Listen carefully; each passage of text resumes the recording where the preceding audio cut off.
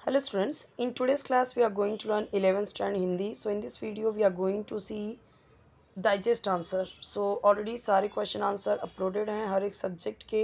इस सब्जेक्ट के भी सारे चैप्टर्स की वीडियोस अपलोडेड हैं। इवन इसके पहले के जितने भी आपके राइटिंग स्किल्स हैं, ग्रामर के टॉपिक्स हैं, ऑलरेडी अपलोडेड हैं। Marathi, English, Hindi, maths, commerce, science, arts, जितने भी सब्जेक्ट के जितने भी स्ट्रीम के सब्जेक्ट्स हैं वो सभी अपलोडेड हैं। आप चेक कर सकते हो, प्लेलिस्ट में अलग अलग प्लेलिस्ट बने हुए हैं। अभी ये हिंदी का जो इसके पहले के सारे क्वेश्चंस हैं ऑलरेडी अपलोडेड हैं। अभी हम देखने वाले हैं गद्यांश पढ़कर ऐसे प्रश्न तैयार कीजिए, 5 प्रश्न जिनके उत्तर एक एक वाक्य में हों। ऑलरेडी इसके पहले का एक था क्वेश्चन, वो हमने देख लिया है, ठीक है। अभी इसमें देखते हैं। अभी आपको क्या करना है कि ये क्वेश्चन ये आपको पैराग्राफ पढ़ना होता है और उसी के अकॉर्डिंग आपको क्वेश्चंस बनाने होते हैं। कुछ लोग क्या करते हैं उसके आंसर्स भी नीचे लिख देते हैं, वो गलत है, वो आपको नहीं करना है। बट आपको ऐसे क्वेश्चन, बस आपको क्या करना है, क्वेश्चन ऐसे लिखने हैं कि जिसके आंसर यहाँ से मिल जाए। और ज़रूरी नहीं है कि जहाँ जो यहाँ पे इतने दिए गए उतने में ही आप रह जाओ, उतना ही लर्न करो। हो सकता है कि आपके डाइजेस्ट से ना दे, बाहर से दे, तो आपको क्या करना है वो आपको समझ में आना चाहिए पूरा पैराग्राफ पढ़ने के बाद कि हम कैसे क्वेश्चन बना सकते हैं। जैसे देखो, दान देने की परिपाटी प्राचीन काल से चली आ रही है। परिपाटी यानी प्रथा। अन्नदान, गोदान, वस्त्रदान, स्वर्णदान, भूमिदान करना भारतीय अपना परम धर्म मानते हैं। अन्नदान आपको सबको पता है, ग्रेन का। गोदान यानी गाय का दान। वस्त्रदान यानी कपड़े का दान। स्वर्णदान यानी सोने का दान। भूमिदान यानी जमीन का दान करना भारतीय अपना परम धर्म मानते हैं। धर्म से स्वर्ग की प्राप्ति होती है। अब धर्म यानी क्या, वो हिंदू धर्म, मुस्लिम धर्म, ये धर्म नहीं। धर्म यानी ड्यूटी, जो हमारा कर्म है, जो कर्म करते हैं, जो धर्म के रास्ते पे चले, ठीक है। यानी कि जो हमारा धर्म है उस पर ही चलना, और उससे क्या प्राप्ति होती है, स्वर्ग। क्यों? क्योंकि आप उससे अच्छा काम कर रहे हो। ऐसा माना जाता है प्राचीन काल में विद्यादान, ठीक है। विद्यादान को सर्वश्रेष्ठ दान माना जाता है। आज भी वर्तमान काल में कुछ नए प्रकार के दान प्रचलित हुए हैं, ठीक है। जैसे नेत्रदान, रक्तदान, किडनी दान। किसी को नहीं है तो क्या करते हैं लोग कि हाँ, जब मैं मरूं तो मेरे बॉडी का एक एक अंग दान कर दिया जाए। ओके। रक्त तो हर व्यक्ति के लिए ज़रूरी है। 50 वर्ष तक के निरोगी स्त्री पुरुष रक्तदान कर सकते हैं, यानी 50 वर्ष तक जिनको कोई रोग नहीं है। दुर्घटनाओं से परिपूर्ण वैज्ञानिक युग में रक्तदान सर्वश्रेष्ठ दान माना जा रहा है। नेत्रदान करने से घबराना नहीं चाहिए, क्योंकि मरणोपरांत ही आंखें निकालकर अंधों को दी जाती है और वे देखने लगते हैं। बीमार के प्राण बचाने के लिए हम अपनी किडनी दान दे सकते हैं, ठीक है। अब किडनी क्या होता है, दो होता है। लोग एक किडनी पे भी जिंदा रह सकते हैं, इसीलिए बोला गया है। अब क्वेश्चन पूछा गया है, प्राचीन काल से लेकर अब तक कौन कौन से दान प्रचलित हैं।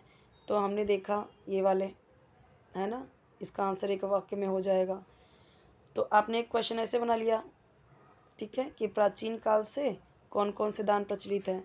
दूसरा है किन लोगों को रक्तदान करना चाहिए, क्योंकि अब भी हमने देखा कि जो निरोगी हैं, निरोगी स्त्री पुरुष ही रक्तदान कर सकते हैं।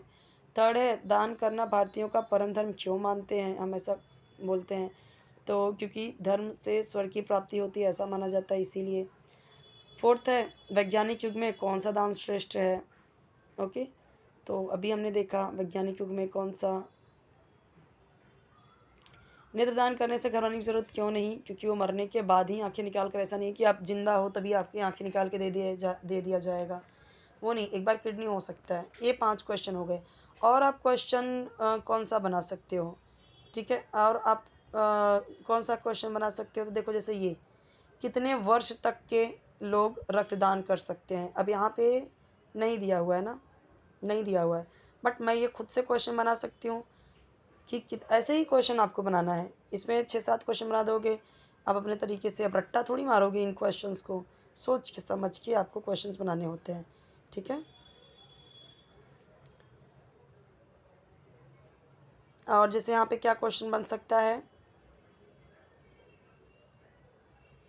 ना, जैसे कि आप पूछ सकते हो, किस प्राचीन काल में किस दान को सर्वश्रेष्ठ माना गया है। तो ये वाला एक वाक्य में आंसर आ जाएगा कि प्राचीन काल में विद्यादान को सर्वश्रेष्ठ दान माना जाता था। मैं ऐसे पूछ सकती हूँ ना कि प्राचीन काल में किस दान को सर्वश्रेष्ठ दान माना जाता था। ये एक बन सकता है क्वेश्चन जो यहाँ से मिल गया मुझे। और कौन सा क्वेश्चन बन सकता है,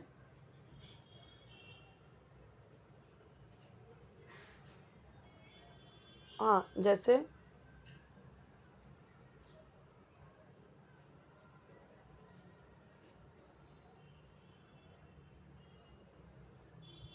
जैसे आप पूछ सकते हो कि हमें नेत्रदान रक्तदान किडनी दान हमें नेत्रदान रक्तदान और किडनी दान क्यों करना चाहिए। तो इस तरीके से आप समझ सकते हो कि ये देखो यहाँ पे दिया गया है, अंधों को दी जाती है किडनी, इसका आंसर ये हो जाएगा। तो ये कई सारे आंसर हो जाएंगे, तो इसे आप अवॉइड कर सकते हो क्योंकि एक क्वेश्चन आपको ऐसा बनाना है जिसमें एक सेंटेंस में आंसर आ जाए। ठीक है,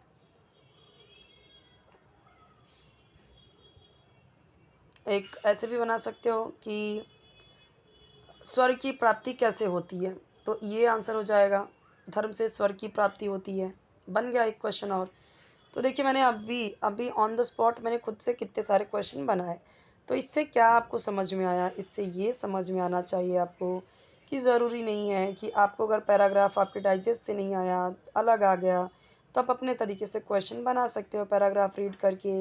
ये एक्चुअली ना 10th 9th 8 से ही आता है, 8 9 10 से ही आता है, 7th में भी रहता है। तो ये आपको आना चाहिए, खुद से बनाने आना चाहिए, क्योंकि आपको ये हैबिट हो चुकी है, पहले से आप बना चुके हो। और ये सबके लिए इंपॉर्टेंट है, ज़रूरी नहीं कि सिर्फ 11th का डाइजेस्ट है तो 11th के लिए है। ऐसे पैराग्राफ तो हम देखते हैं कि कोई भी आ जाता है, ठीक है, किसी भी क्लास में आ जाता है, 10th में भी आ सकता है ये, 9th में भी आ सकता है ये, क्योंकि बाहर से भी क्वेश्चन आ जाते हैं, डाइजेस्ट से ही आए ये ज़रूरी नहीं होता है।